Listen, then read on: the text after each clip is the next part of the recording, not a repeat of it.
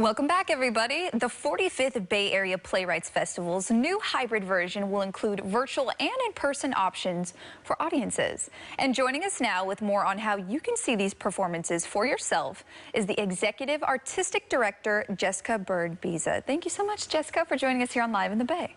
Thanks for having me. It's good to be here. Now, there are two different ways for people to be able to either attend or watch virtually some of the playwrights that are going to be happening. And can you tell us a little bit about the different ways people can catch you guys?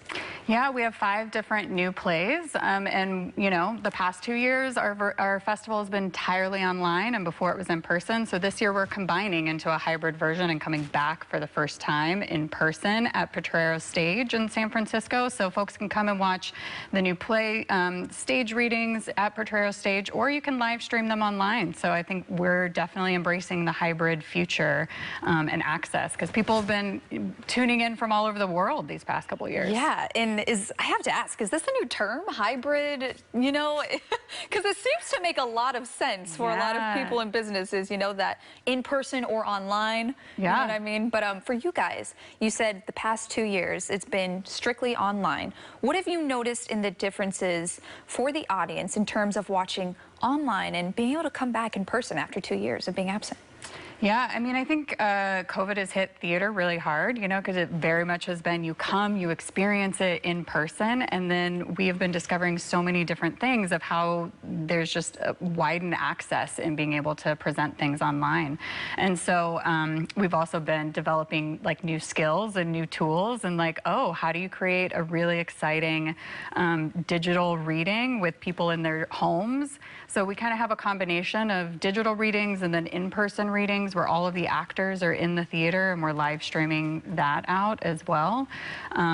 So yeah, I mean, I think this hybrid is the future in a lot of ways, and a lot of theaters have been embracing, like, you know, videoing the performances and people being able to access online. So yeah, it gives choice.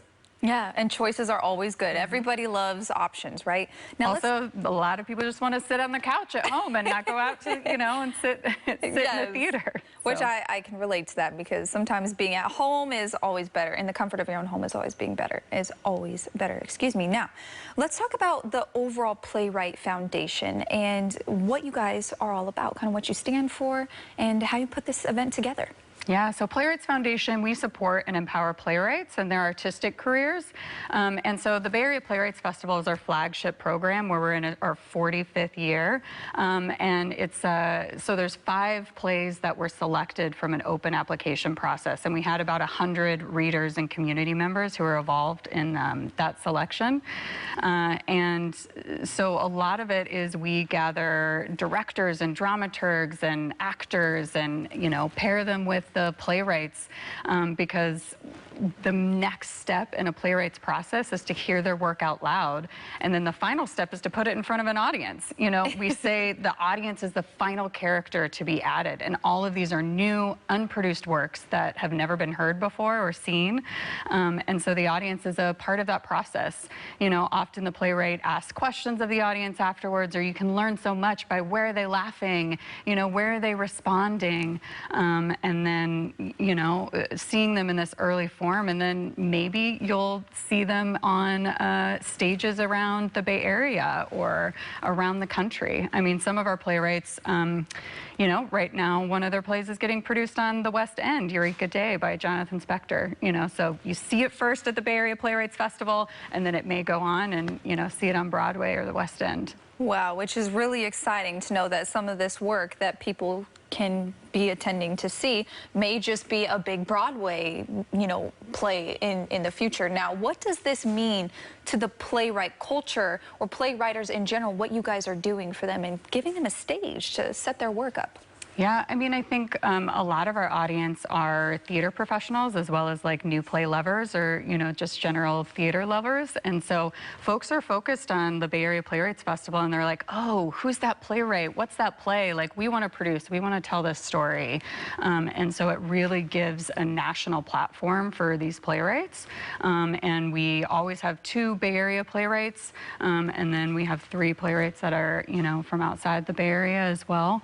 But But yeah, I mean, we are playwright centric, and so we are always asking, what do you need? How can we support you? And really kind of individualizing the experience for what they need in the process. And for people who may be coming to this experience for the first time ever, what can they expect in person? Yeah, so we're a new play development organization, so you get to see it in the very, very brand new, stages of it. So they're reading the scripts. They maybe had new pages that were just put in like the day before or an hour before, and so you really get to see that story come to life. And we have 5 exciting stories by emerging, rising playwrights. And so we have A Jumping Off Point by Inda Craig Galvan, which is about a Black female screenwriter who is facing plagiarism accusations from a white male writer. And this weekend we had our first, showing, and for that piece, sometimes I don't even know the changes the playwrights have put in, and I was like on the edge of my seat, holding my breath, and it's just like so exciting to see, what's happening.